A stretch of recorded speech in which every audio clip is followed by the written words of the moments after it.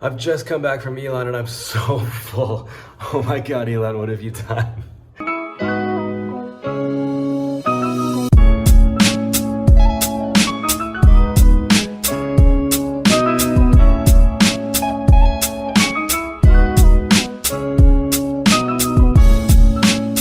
How is it going, everyone? Welcome back to another video. Prozzy here in Elon for the very first time. I am embarrassed to say I have never been here before. I think it's just because it's kind of smaller. I thought that it might be a little inconvenient to get here. There wasn't a lot to see, but oh boy, was I wrong. I'm getting proven wrong constantly. I've only been here a few hours and I'm already seeing all kinds of really interesting, fun things. And I am here to try all of the food that Elon has to offer.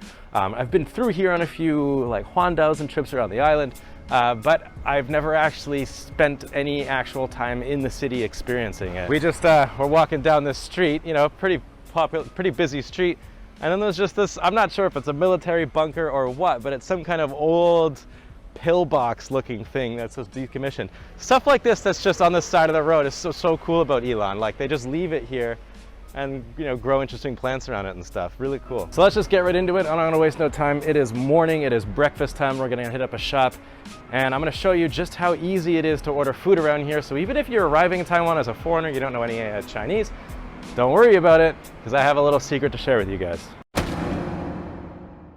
So the idea today is to see what Elon can do in terms of food, because there's something known in the kind of cooking world as death by food, which basically it means what it sounds like, and that's just eating so much you want to die. And I've been invited to a bunch of different restaurants here in Elon, and I wanted to see what they could do. I feel bad about saying that I've actually never been to Elon proper. I've been through it, but I've never actually been in the city because honestly, I've never had a reason to come here, but these smaller cities like Elon always surprise me and impress me way more than the other places do. So far, already, they're doing a pretty good job. I should also mention that I am here with friends. I cannot eat all this food at once, but it is still quite a lot of food for me to eat throughout the day. But first up, spicy chicken sandwich.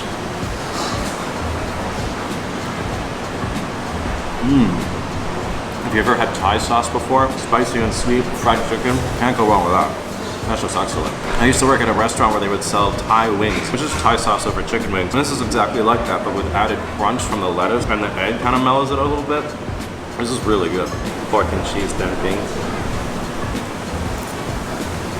And if you've been to Taiwan, you've definitely tried danbing. It's got everything you like in there. The meat, the cheese. It's basically just a really yummy, light omelet. Basically, this restaurant was serving all of my favorite things. Danbing, spicy chicken, scrambled eggs for breakfast. This is too much. They even have mashed potatoes. It's so rare to find a restaurant that sells mashed potatoes. I love mashed potatoes. And it's good too. And they even have, this is sort of like a Taiwanese take on it, sweet potato mashed potatoes. Taiwan ran on sweet potatoes. Chicken steak with chicken gravy. Pretty fancy for a breakfast, but let's go in. Chicken steak with an outer layer of crispy skin, and the gravy, they nailed it. It's not easy making a Western style meat gravy like a chicken gravy or a beef gravy. They did a really good job here. I'm really impressed. This is Western food cooked by Taiwanese people, and Taiwanese food cooked by Taiwanese people done really, really well. Okay, I'm gonna let you guys in on a little secret, because if you're like me and you're a bit shy and you don't want to talk to people, you can get around that really easily, because here in Elon they have the Elon Zhongzhan, where basically you just have to scan this QR code and really quickly it links you up to their menu. You can order whatever you want. You don't have to wait in line. There's no queues. You don't have to talk to anybody. It's like the most convenient way ever to order food. Okay, so here at this Japanese restaurant, Kimura, I've never actually seen something set up like this. It's really interesting. It's pork, like what you would find, say, in ramen, like at ramen noodles, but instead it's sat over a bed of rice, which is interesting. Then again, we have mashed sweet potatoes. You can see a running theme here. I was just told off camera that the sweet potato is a really important vegetable for Taiwan historically, because it's easy to grow, it's cheap, it's nutritious, and delicious. I don't know, it looks like really well charred, and what's really good about this pork in general, is that when you cook it like this, the fat renders out, it's so soft. That is so good. That falls apart in your mouth like salmon. Because of the way they kind of charbroiled it, how do you say that, charbroiled? The char on it, that like black, It's not burnt, but it definitely adds like such a good barbecue flavor is what I'm trying to say. Paired with the rice, this is really good. Melt in your mouth pork. Sweet potato, obviously we tried that before, it's really good. This is really, really good. I wasn't expecting this. I mean, you've got a meat that's typically in a ramen dish with soup, served over rice. You'd think it might be dry, or it's not. It's not at all. This is, you know, if you pair something like just meat and just rice with no sauce, you know, that spells dry in a lot of people's minds. But because of the fat and how tender the pork is, it doesn't taste dry at all. Okay, we're not done yet. I've just got the yashang fen, which is smoked duck meat over rice. I've never had smoked duck before, but I could, again, smell it as soon as it came close to the table. This restaurant has like really aromatic foods. It's really, it hits you, like before you actually put it in your mouth, you already kind of know what it tastes like because it smells so good. But smoked duck meat apparently, so I've been told, is famous for Yilan. So if you're coming to Yilan for famous food, they have actually a lot of different famous types of foods that I've learned about, but this is one of them, so. Whoa. I was wondering why they give you such small cuts of meat. The reason being is that each little piece of meat packs an insane amount of flavor. It almost tastes like ham. Then the smoky flavor comes in and just like completely envelops your mouth with flavor. The little pieces of meat packs a huge punch, which is good that they gave you rice to sort of calm that down. This is excellent. I think if you're gonna come to Yilan and only have one dish, this might be the one. Oh man. And even like the rice has like a vinegar in it or something from the duck soaked into the rice. So I just had a bite of rice there. That also has flavor. It doesn't taste like just white rice. There's some other kind of sauce in there. I'm not sure what they've done. This is excellent. This is really good. You guys have to try this one.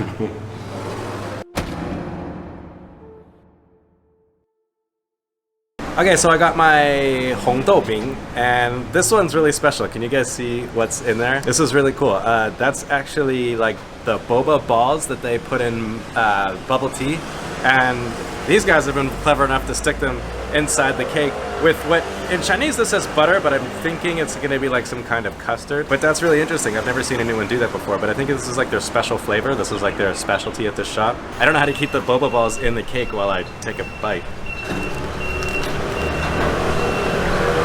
It's sweet. I think most of us have had custard, but with the added chewiness from the boba balls, it's really interesting. It's really fun. That's the biggest reason why I like milk tea, bubble tea, and most people like bubble tea, is the texture. I know some people don't like it because it's chewy or might feel a little gross, but I really like it, and it just kind of adds another element to an otherwise already amazing snack in Taiwan. These are really, really popular. Again, really easy. All I gotta do is scan the QR code, open up the link, pay with my line pay, and then I'm off to the races. What's really cool about this though is that if you're not familiar with Yilan, if you don't know any locals or you don't know where to go, this just offers a whole list of different interesting shops and restaurants and things for you to try. I think it's a really good idea for people who, like me, I don't know anything about Yilan, I've never been here. So last stop, I could not pass this one up because two things. They make their own noodles handmade, which if you've ever had handmade noodles, they're fantastic. They still kind of like retain that bite that dried noodles don't really get.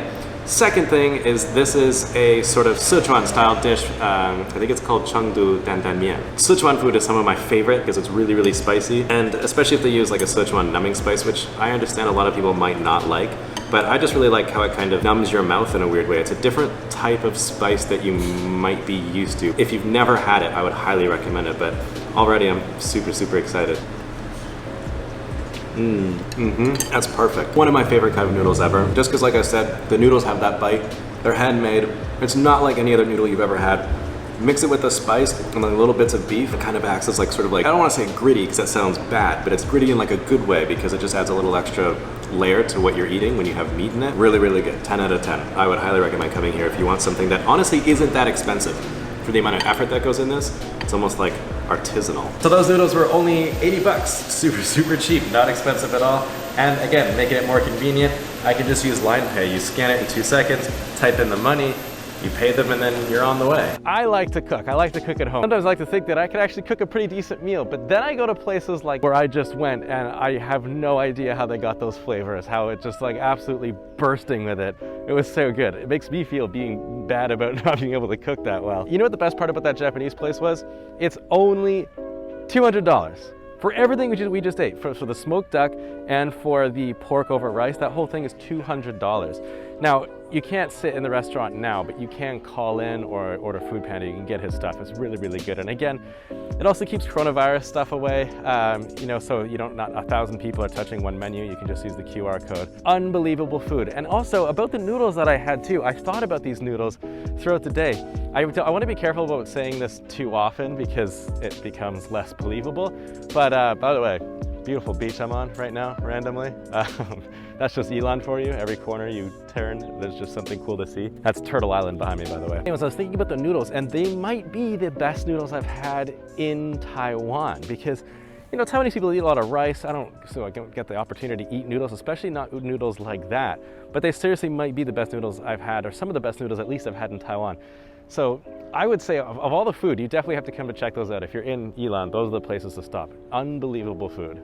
And actually what people have told me just now off camera, the reason why that food is so good, why the ingredients are so fresh, is because they often use local farmers here in Ilan. If you drive around Ilan, there's loads of like just farms dotted around the county, and they will only sell to these restaurants. So they get sort of like the freshest ingredients grown like basically right next door. So they're not importing like an American potato. They're using Taiwanese ingredients fresh from the farms. I think that's the key why the food here is so good. One thing you should know is that this video is sponsored by Ilan Xiongzhan, which is the organization that creates these QR codes. They're the reason I was able to find all these cool shops, find all these interesting areas to go and visit. They make it really easy to pay for things, to find things. You just scan the QR code. They're really great, so thank them for making this video possible. Ilan's been awesome. I cannot wait to come back when I have more time. Again, thanks to Ilan Xiongzhan for sponsoring this video, and I'll catch you guys on the next one. Is someone landing a parachute behind me? No. Spontaneous Ilan. That should be like their slogan.